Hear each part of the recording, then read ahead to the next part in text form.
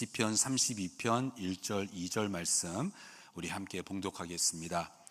허물의 사함을 받고 자신의 죄가 가려진 자는 복이 있도다. 마음에 간사함이 없고 여호와께 정죄를 당하지 아니하는 자는 복이 있도다.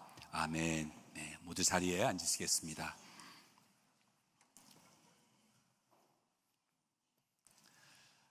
완벽하게 목회를 잘하고 싶은데 그렇게 되지가 않습니다.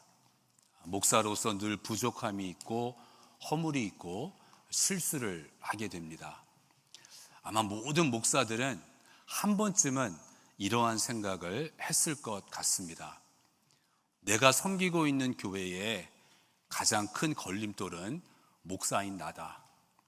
내가 아닌 다른 목사가 있었다면 우리 교회는 지금보다 더 성장하고 더 부흥되고 더 좋은 교회가 될 수 있지 않을까. 또 어떠한 분들을 보면서 저분은 내가 아닌 좀 다른 목사를 만났다면 지금보다 더 행복하고 또 즐거운 신앙생활을 하실 수 있을 것 같다. 이러한 생각을 하게 됩니다. 제가 전에 섬겼던 교회는 4년마다 담임 목사가 신임 투표를 받아야 했습니다. 그래서 3분의 2 이상이 찬성을 하면 계속 담임 목사로 남아있을 수가 있었습니다. 저도 이제 4년이 되어서 신임 투표를 하였는데 반대표가 13표가 나왔습니다. 지금까지 궁금한 거예요. 그 13명이 누구였을까? 그 반대표 13표가 나왔을 때 한 8명에서 9명 정도는 이분들이 반대했을 거야 생각이 되는데 그 나머지는 아무리 생각을 해도 13명 누구였을까? 물론 이론으로는 다 동의합니다. 100% 좋아할 수 없다는 거. 그러면서도 어쨌든 13명이 이제 목사님 교회에서 나가십시오 그런 투표를 한 거잖아요. 그랬을 때 참 생각하게 되고 특히 13명이 누구인지 그때 깨달은 것이 나도 모르는 가운데에 내가 깨닫지 못하지만 나로 인해서 누군가가 실족을 했구나. 누군가에게 상처를 줬구나. 나 때문에 누군가가 시험에 들었구나. 저는 모르고 있는 거예요. 그러면서 참 아이러니하게도 이 목사는 그 누구보다도 성도 교인에게 힘이 되어주고 위로를 해주고 플러스가 되어야 하는 사람인데 또 이 목사는 어떻게 보면 가장 많은 사람들을 실족시키는, 목사 때문에 상처를 받고 목사 때문에 시험에 드는 경우가 얼마나 많이 있습니까? 그런 걸 생각하면 마음이 참 힘든 거예요. 더더구나 예수님께서 누가복음 17장에서 하신 말씀이 실족하는 일이 없을 수는 없으나 그렇게 하게 하는 자에게는 화가 있다고 말씀을 하시는 거예요. 그러면서 그렇게 하게 하는 자는, 누군가를 실족하게 하는 사람은 차라리 연자 맷돌을 목에 메어서 바다에 던져지는 것이 낫다. 이렇게 말씀을 하시는 거예요. 그러한 말씀을 보면 막 무서워지는 거죠. 나로 인해서 실족한 사람들이 있는데 나는 어떻게 되는 것인가? 왜 나는 이렇게 사람을 실족시킬까? 목사인 나는 왜 누군가로 하여금 시험에 들게 하나? 왜 누군가에게 상처를 주는 것일까? 이러한 고민을 하게 됩니다. 근데 로마서 3장 23절에 모든 사람이 죄를 범함에 하나님의 영광에 이르지 못하더니 나만이 아니라 모든 사람이 죄인이구나. 모든 사람에게 허물이 있고 모든 사람이 실수를 하고 모든 사람이 죄를 범하는 것이구나. 약간 위로는 됩니다. 또 성경에 나오는 인물들을 보면 저희들이 존경하고 우리의 신앙의 롤 모델이 되는 아브라함, 모세, 다윗과 같은 사람들을 볼 때에도 그들의 삶에 허물이 있었고 죄가 있었고 실수했고 실패했어요. 사도 바울 같은 경우는 자신을 가리켜서 죄인 중에 괴수라고 말했습니다. 바울, 그 위대한 사도, 그 훌륭한 사도, 그 사도 바울이 죄인 중에 괴수라는 거예요. 죄투성이었다는 것입니다. 그러한 말씀을 보면 조금 위로는 돼요. 바울도 이랬구나. 다윗도 그랬구나. 아브라함도 그랬구나. 그런데 여전히 마음은 속상한 거죠. 저는 어렸을 때부터 뭐를 이렇게 잘 떨어뜨리고 막 흘리고 그랬습니다. 근데 지금도 그래요. 지금도 뭘 잘 떨어뜨려요. 뭐 이렇게 제대로 안 돼요. 손으로 하는 거는. 병을 따다가도 이 뚜껑이 툭 튕겨서 뭐 저 밑으로 들어가서 찾지도 못하고, 그래서 그 전에는 그렇지 않은데 요새는 그런 실수를 하잖아요. 그러면 이제 내 자신에게 막 화가 나고 짜증이 나는 거예요. 어린애도 아닌데 어른이 다 돼가지고 왜 아직도 이럴까? 그것처럼 내가 신앙생활을 한 지가 얼만데, 내가 예수님을 만난 지 얼마가 되었는데 나는 왜 아직도 이 모양 이 꼴일까? 내 삶에는 왜 이렇게 허물이 많을까? 왜 이렇게 계속 죄를 지면서 사는 것일까? 우리 자신에게 속상한 경우가 참 많은 거죠. 이 죄와 허물 그 자체는 좋은 것이 아니지만 하나님께서 선하게 사용하셔서 그 허물과 죄가 우리에게 쓸모가 있는, 그 허물과 죄를 통하여서 하나님이 우리에게 주시는 귀한, 유익한, 좋은 것들이 있다는 것을 오늘 시편 32편 말씀에서 저희들이 발견하게 됩니다. 내 삶에 이 허물과 죄가 이렇게 많은데, 이제 물론 하나님이 죄인인 나를 사랑하신다는 거 알아요. 근데 그게 아니라 하나님이 나를 사랑하시는 거 알지만 내 자신을 볼 때 여전히 이 허물과 죄투성이거든요. 그렇다면 하나님, 이 허물과 죄, 이것이 어떠한 목적과 이유가 있는 걸까요, 하나님? 하나님을 아는 내가, 하나님을 사랑하는 내 마음은 이렇지가 않은데 왜 내 삶에 이렇게 허물과 죄가 많은 것일까요? 이 허물과 죄에도 쓸모가 있다는 것을 저희들이 발견하게 됩니다. 먼저 허물의 쓸모는 첫 번째로 우리에게 셀라를 제공합니다. 여러분, 성경책에 시편 32편 4절과 5절과 7절 끝에 가로 안에 셀라라고 적혀 있습니다. 이 셀라는 쉼표입니다. 쉬라는 것입니다. 아마 시편 32편이 많은 시편이 그랬듯이 이렇게 곡을 붙여서 노래로 하는 찬양인 거죠. 그러니까 노래를 하면서 여기에서 잠깐 쉬십시오, 잠깐 호흡을 이렇게 가다듬으십시오, 그게 셀라입니다. 쉬라는 거예요. 쉼표입니다. 그런데 우리의 허물과 죄로 인한 실수와 실패를 하게 되면 그 실패가 우리에게 쉼표의 역할을 해줍니다. 그러니까 하나님이 우리의 허물로 인한 그 실수와 실패를 통해서 우리에게 필요한 셀라, 쉼을 주시는 거예요. 우리는 실패하게 되면 내 자신과 주변을 돌아보게 됩니다. 일이 잘 될 때에는, 승승장구할 때에는 내 자신을 돌아보지 않아요. 일이 잘못되었을 때, 실패하였을 때 내 자신을 돌아보게 됩니다. 왜 이랬을까? 나는 제대로 가고 있는 것인가? 그러면서 어떤 분들은 실패로 인하여서 인생의 전환점이 됩니다. 인생이 완전히 바뀌어지는 그러한 계기가 되는 것입니다. 그 실패를 통하여서 중단하게 되는 거예요. 스탑하게 되는 거예요. 저희들이 사는 이 세상은 급변하는 세상이고 경쟁 사회입니다. 뒤질 수가 없는 거예요. 슬로우 다운 할 수가 없는 거예요. 계속 달려가야 하는 거예요. 그래서 어떤 때는 우리의 실패를 통해서, 허물과 죄를 통해서 하나님이 저와 여러분에게 너무나도 필요한 쉼의 시간을 주시는 거예요. 중단하라고, 잠시 스탑하라고, 이렇게 가면 안 된다고, 슬로우 다운 하라고 우리에게 셀라를 주시는 것입니다. 그래서 오늘 시편 32편은 총 11구절로 된 비교적 짧은 시편인데 이 짧은 시편에 셀라가 3번이나 나오는 거예요.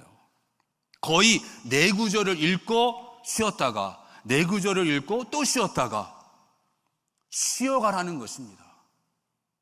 우리의 허물을 통해서 하나님이 우리에게 셀라, 쉼표를 주시면서 슬로우 다운, 잠깐 멈추어라. 이것이 옳은 방향인지 돌아보아라. 네 자신을 점검해 보아라. 우리에게 필요한 쉼표를, 셀라를 주시는 것입니다. 저는 고등학생 때 이렇게 동네 조기 축구팀에 있었는데요. 제가 있던 조기 축구팀은 되게 잘했어요. 한국에 막 실업팀 출신 그런 분들이 계시고, 막 대학교, 한국 대학교 주전 선수들 출신이 있고 그래서 되게 잘했어요. 그러니까 이 대회에 나가면 항상 우승을 하는 거예요. 근데 그러다가 슬럼프에 빠졌어. 결승전에 가서 지고, 결승전에도 못 올라가고, 막 이렇게 된 거예요. 그래서 이 조구 축구팀이 중국집에 모여가지고 식사를 하면서 팀 회의를 한 거예요. 우리 요새 왜 이러냐? 문제가 뭐냐? 그러면서 산 정상에 오르기까지는 오랜 시간이 걸리고 많은 노력과 땀을 흘려야 하지만 그 산에서 굴러 내려오는 것은 순식간이다, 뭐 이러한 명언도 날리면서 지금 그 상황을 상상을 해보면 너무 웃긴 거예요. 국가대표팀도 아니고 월드컵도 아니고 조기 축구팀인데 그렇게 진지하게 거기에서 모여가지고 왜 이렇게 안 될까? 왜 우리가 우승을 못할까? 실패를 하니까 그렇게 모여서 회의를 하는 거예요. 그것처럼 우리는 실패하였을 때, 허물과 죄로 인하여서 실패하였을 때, 그때 우리는 우리 자신을 돌아보게 됩니다. 하나님이 주시는 선물인 거죠. 그래서 허물의 첫 번째 쓸모는 우리에게 셀라, 우리에게 쉼표를 제공하는 것이고, 두 번째는 마스길입니다. 마스길. 시편 32편의 제목은 다윗의 마스길입니다. 다윗이 쓴 마스길이라는 거예요. 근데 이 마스길의 뜻은 교훈, 깊이 생각해야 하는 교훈입니다. 그러니까 다윗이 이 시편 32편에서 어떠한 중요한 깊이 생각해야 하는 교훈을 말하고 있다는 거예요. 그래서 셀라가 3번이나 나오는 거예요.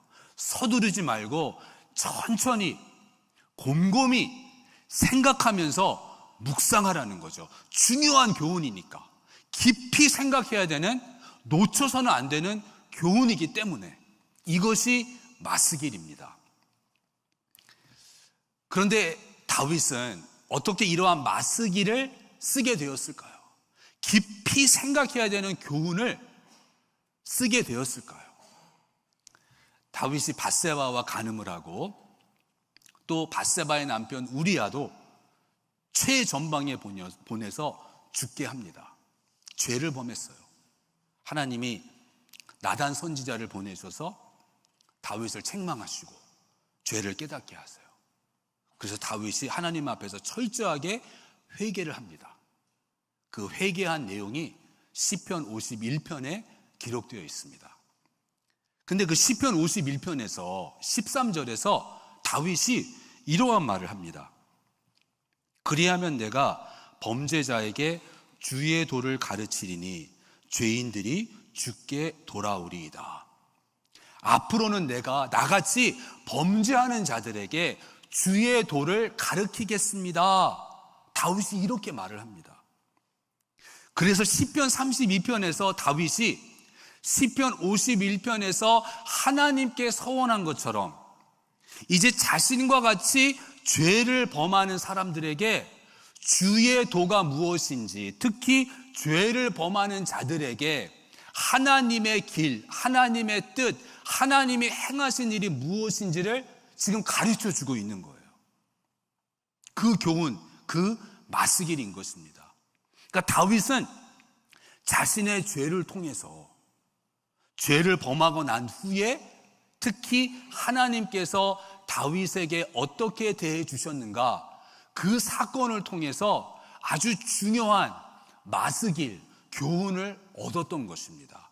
이것이 허물과 죄가 우리에게 주는 또 하나의 쓸모, 하나님이 우리에게 주는 선물인 것입니다. 깊은 교훈을 깨닫게 하시는 거예요. 그래서 오늘 본문에서 다윗이 가르치는 마스길 중에 하나가 자신의 죄가 가려진 자는 복이 있도다 그럽니다. 자신의 죄가 가려진 자는 복이 있다. 이것은 다윗이 지금 이론적으로 말하는 게 아니에요. 다윗이 직접 체험했어요. 자신의 죄를 통해서. 밧세바와 간음을 했습니다. 밧세바가 임신을 했습니다. 이제 이거를 덮어야 돼요. 이거를 숨겨야 돼요. 그러기 위해서는 이 밧세바가 임신한 것이 자기 남편과 동침해서 임신이 된 것이다. 이렇게 커버업을 하기 위해서 전쟁터에 나가 있는 밧세바의 남편 우리아를 돌아오게 합니다. 휴가를 주면서 이제 집에 가서 네 아내와 좋은 시간을 보내라. 그런데 이 우리아가, 그러니까 다윗이 생각한 거는 이 우리아가 집에 돌아와서 이제 휴가를 얻고 오랜만에 사랑하는 아내 밧세바를 보고 집에 가서 안방에 들어가서 아내와 동침을 하겠지. 그리고 난 후에 밧세바가 임신했다는 것이 밝혀지게 되면 모든 사람들이 어떻게 생각할까요? 아, 그때 우리아가 휴가를 얻어서 집에 왔을 때, 아, 그때 밧세바가 임신된 거구나, 이렇게 생각하겠죠. 그런데 우리아가 이 군인 정신이 아주 철저해서 지금은 전쟁 중이고 전쟁터에서 나의 동지들은 목숨을 걸고 싸우고 있는데 제가 어떻게 저 혼자 제가 원하는 대로 편안하게 집에서 제 아내와 동침을 할 수 있습니까? 그러면서 밧세바와 동침을 하지 않는 거예요. 할 수 없이 다윗이 이 우리아를 최전방으로 보내서 거기에서 죽게 만듭니다. 그러니까 다윗은 스스로 자신의 죄를 덮으려고 계획을 세우고 추하를 했어요. 근데 안 됐습니다. 그래서 오늘 이 마스길 중에 하나가 뭐냐 하면 우리는 우리의 죄를 스스로 덮을 수 없다는 거예요. 그래서 우리의 죄를 하나님께서 가려주실 때, 하나님께서 덮어주실 때 그것이야말로 복이다. 이렇게 가르치고 있는 것입니다. 자신이 직접 체험하고 터득한 이 마스길, 이 교훈을 지금 다윗은 가르치고 있는 것이죠. 우리도 다윗처럼 우리의 죄와 허물을 통하여서 이론이 아니라 실질적으로 내가 직접 체험하는 가운데에 하나님이 나에게 주시고자 하는 깊은 중요한 교훈을 저희들이 터득하게 되는 것입니다. 이것이 또한 허물의 쓸모가 되는 것입니다.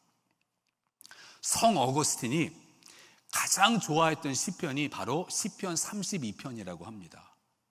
그래서 자기 침대 옆 벽에다가 이 시편 32편을 붙여놓고 늘 생각하고 기도하고 묵상했다고 합니다. 성 어거스틴도 이 다윗의 마스기를 통하여서 자신이 누구인지를 계속해서 깨달았던 것입니다. 저희들에게 더 중요한 것은 바로 사도 바울도 이 다윗의 마스길, 다윗의 이 교훈을 배웠다는 거예요. 바울이 이 시편 32편 말씀을, 다윗의 마스기를 로마서에서 인용합니다. 자, 그런데 저희들이 아는 바와 같이 구약은 히브리어로 기록되었고 신약은 헬라어로 기록되어 있습니다. 그러니까 시편 32편은 히브리어예요. 근데 바울이 로마 교회에 보낸 편지 로마서는 헬라어로 기록되어 있습니다. 그러니까 바울이 히브리서로 기록된 시편 32편 말씀을 헬라어로 어떻게 번역하였는가, 그거를 보면 바울이 시편 32편 말씀을 어떻게 이해하였고 어떻게 해석하였는지를 저희들이 알게 됩니다. 그래서 로마서 4장 6절과 7절에 일한 것이 없이 하나님께 의로 여기심을 받는 사람의 복에 대하여 다윗이 말한 바 불법이 사함을 받고, 그럽니다. 시편 32편에 다윗이 말한 바, 이것을 요약을 하는데 시편 32편의 말씀은 무엇인가? 일한 것이 없이 내 스스로 나의 힘으로 의롭게 될 수 없는 사람을 하나님께서 일방적으로 의롭다 여겨주시는 그 사람이 복이 있다. 이것이 시편 32편의 가르침이고 내용이라는 거예요. 그러면서 시편 32편 1절 다윗이 허물의 사함을 받고 그랬는데 이것을 헬라어로 번역하면서 다윗은 뭐라 그러나요? 아니 바울은 뭐라 그러나요? 허물을 불법이 그래요. 허물이 그냥 실수가 아니라는 거예요. 원래 그런 마음이 아니었는데 고의로 그런 게 아니라 그냥 실수, 그게 허물이 아니라 바울이 깨달은 교훈 마스길은 뭐냐 하면 이것은 불법이다. 무슨 법일까요? 하나님의 법을 어기는, 하나님의 법이 무엇인지를 알면서도 고의적으로 의도적으로 계획까지 세우면서 저지른 것, 그것이 허물이라는 거예요. 불법이라는 것입니다. 이것이 바울이 깨달은 마스길 교훈인 거예요. 하나님께서 사하여 주시는 자는 어떠한 사람인가 하면 좋은 마음으로 했는데 어떻게 하다 보니까 실수를 한 사람, 그 사람의 그 잘못됨을 하나님께서 사해 주시는 것이 아니라 의도적으로 계획을 세우고 하나님의 법을 어긴 자, 그러한 사람을 사해 주신다는 거예요. 그러면서 바울은 깨달은 거예요. 내가 어떠한 존재인가. 그래서 로마서 7장 25절에 이렇게 말합니다. 내 자신이 마음으로는 하나님의 법을, 육신으로는 죄의 법을 섬기노라. 나는 불법자라는 거예요. 마음으로는 하나님의 법을 사랑하는데 내 육신은 이 죄의 법을 섬긴다는 것입니다. 나는 불법자라는 거예요. 그러니까 바울도 이 마스기를 배우고 깨달은 거죠. 허물의 쓸모는 바로 저와 여러분으로 하여금 다윗이 그랬듯이, 성 어거스틴이 그랬듯이, 바울이 그랬듯이 내가 어떠한 존재인가, 내가 누구인가, 이 중요한 깊은 교훈, 진리를 깨닫게 하는 것입니다. 그러면서 이제 세 번째로 허물의 쓸모는 복입니다. 복. 놀랍게도 죄인에 관한 시편 32편, 범죄자들에게 주의 도를 가르친다 한 바로 이 시편 32편의 내용이 무엇인가 보았더니 결국에는 하나님께서 복을 주신다는 거예요. 그래서 1절과 2절에서 복이 있도다. 누구에게 복이 있다는 것인가요? 허물이 있는 자, 죄를 범한 자. 허물이 있는데 그 허물을 하나님께서 사해 주시는 자, 죄를 범했는데 그 죄를 가리워 주시는, 하나님이 가리워 주시는 자가 복이 있다 말하고 있습니다. 그러니까 복의 수령자가 죄인이라는 거예요. 복을 받는 사람이 죄인이라는 것입니다. 복을 받는 사람은 완벽한 사람, 의로운 사람, 실수가 없는 사람, 죄를 범하지 않는 사람이 아니라 하나님의 복은 누구를 위한 것인가? 하나님의 복은 누구에게 주어지는 것인가? 허물이 있고 죄가 있는 사람. 그런데 그 허물이 사함을 받고 죄가 가리워지는 것이 하나님이 주시는 복이라는 것입니다. 그러니까 놀랍게도 하나님이 주시는 복은 죄인을 위한 것이라는 거예요. 그런데 다윗이 말하는 이 복이 있도다 할 때 이 복은 히브리어로 에션인데 이 에션은요, 복수예요. 단수가 아니라. 그러니까 복들이라는 거예요. 하나님께서 우리의 허물과 죄를 사해 주시고 가리워 주실 때에 그것은 어마어마한 복이라는 거예요. 엄청난 복이라는 것입니다. 근데 저와 여러분에게 복 중의 복은, 가장 큰 복은 예수님이신 거예요. 예수님이야말로 복들이신 거예요.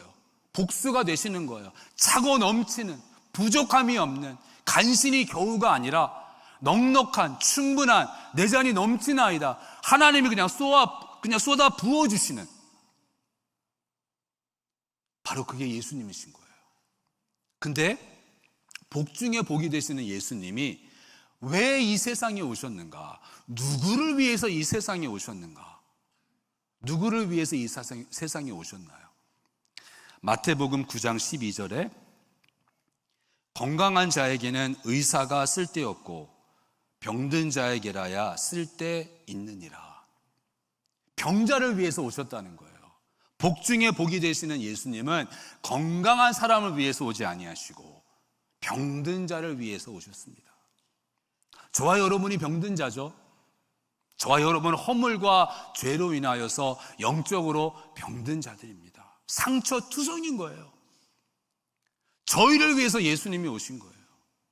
복 중에 복이 되시는 예수님은 죄투성, 허물투성, 병자를 위해 이 세상에 오셨고, 또 누가복음 19장 10절에 인자가 온 것은 잃어버린 자를 찾아 구원하려 함이니라.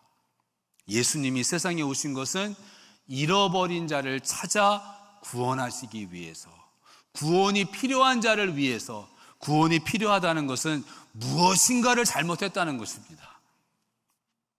무엇인가를 잘못한 사람을 위해서 예수님이 이 세상에 오신 거예요.